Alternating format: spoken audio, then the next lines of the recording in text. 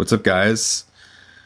So, you're probably thinking it's been a long time since I have put up a video, but I have not been inactive, okay? I have not been inactive. I've been very active in terms of researching personality types, thinking about personality types. And that's, if you're watching this, you're like interested in how people work. Maybe you might be socially awkward. Some of you, I don't know.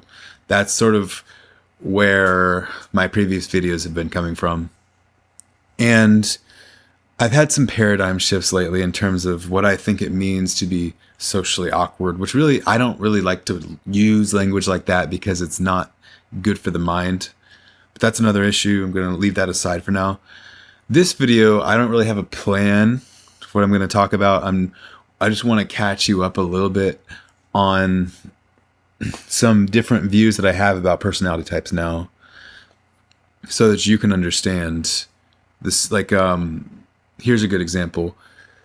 And this is sort of, it's interesting how I can sort of catalog where I'm coming from, and you can learn from it yourself and get a sense for it.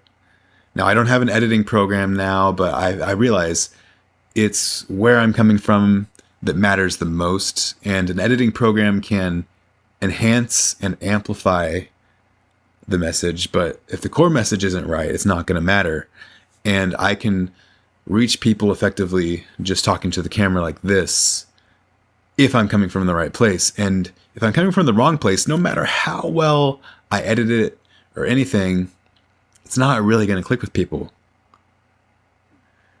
My mind just went blank there. I was like, what? Yeah. Okay. Personality types. It's not something you can understand by just reading about, oh, let's read about the 16 types in the Myers-Briggs. Let's look at the Hexaco tests. Oh, let's get all logical and analytical about this. No. This is what I've really been realizing, and this is actually what I talk about in my previous videos as well. You have to focus on learning to emotionally recognize an idea, meaning you have to go out and experience it. You have to tie in the logic of it. So whatever, INTP, Big Five, high open, high extrovert, or Tai Lopez, he has the PACE system. So if you're more of a logical thinker versus someone who's in a more action-oriented mindset, you have different states of mind. We learn differently in different states. I actually just brushed up on and reviewed this today. So, for example, if you study for a test caffeinated, you're going to remember the answers better and think more clearly in that mode when you're caffeinated. But also, or if you're drunk, or also if you are, say, more of an introverted person all the time, and you're in an introverted state, like taking information on a computer screen or reading books or doing things that are more of a loner type of activity, it's going to be difficult for you in extroverted situations to communicate that to other people, because your brain, it's what's called being domain or task specific. If you're in a specific domain or state, you're not going to be able to communicate that to other people whenever you're trying to be in an extroverted state, because everything you were thinking and doing happened in an introverted state. And this all ties together. The emotional recognition is learning to recognize it in the state that it's relevant to. So if you're thinking about personality types from a logical frame of mind, and you're trying to understand people from a logical frame of mind for whatever reason, maybe you just like to understand things, or maybe you feel socially awkward. Maybe you're looking to do well at that next job interview. You're trying to feel happy. You're trying, just whatever it is you're trying to do, you have to understand the domain elements. Domain elements. Yeah.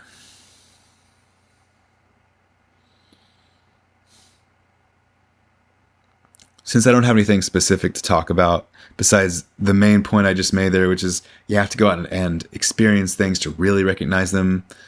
Let me see if I can give a story real quick before I end this. I just had a group of friends over, 3 friends, 2 guys and a girl over this whole past week. This room, they were in here the whole time. Not the whole, I mean, we went out, but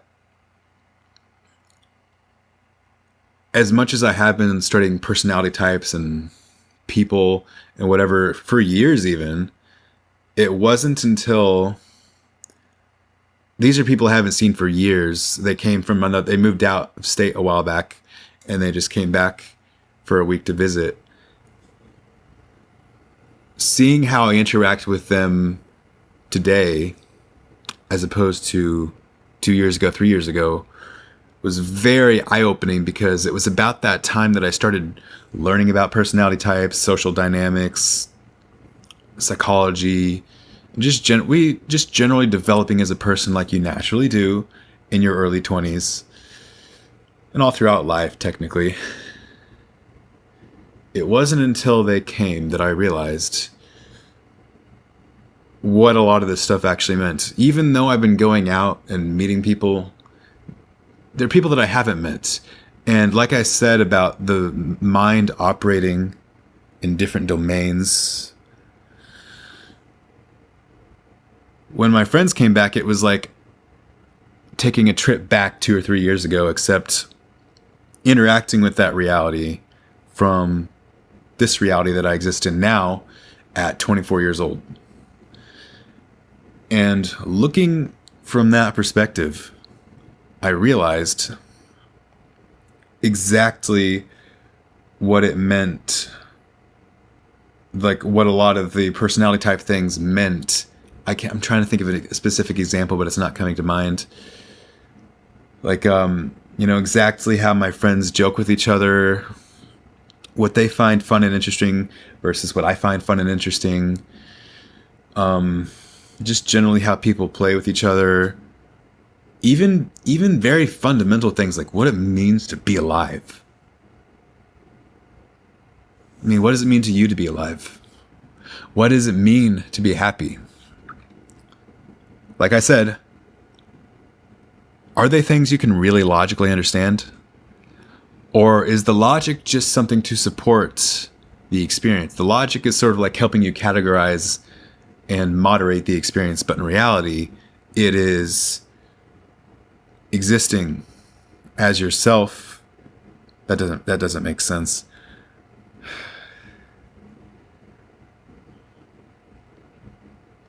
Being aware of the different types of awareness, maybe I could put it that way, because it's like your brain works from many different places. You have the logical brain, emotional brain, the carnal brain, reptile brain, croc brain, whatever you want to call it.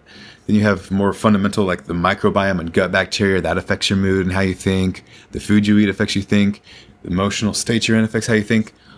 All this stuff ties together, guys. All of it.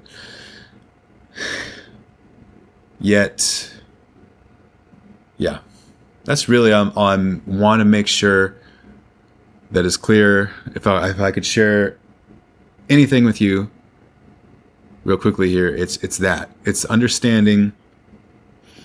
Like it's almost like you're in a different paradigm watching this from whatever place of awareness you're in. I just had a thought.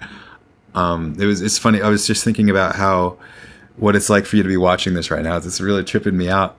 Like I'm such a flow state right now. I'm curious like what this is going to be like to watch. Whoa. I almost forgot what I was. Yeah. Just remember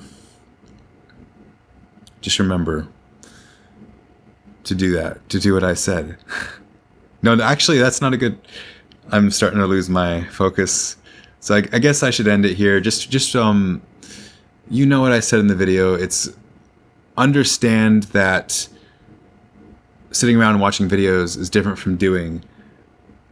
And even understanding it, like platitudes and things that seem obvious, it's really your ability to run your mind through it and understand it yourself, not just logically, but understand can mean to, it's kind of like driving a car. You don't really know what you're doing. Or if you're really skilled, if you have a skill that's very particular, you've learned something over the years and you try to explain to someone else and they don't understand it, it's the same type of thing. And all knowledge works that way. So in your pursuit of knowledge, be aware, be humble, don't get caught up. Don't get caught up. All right. Peace.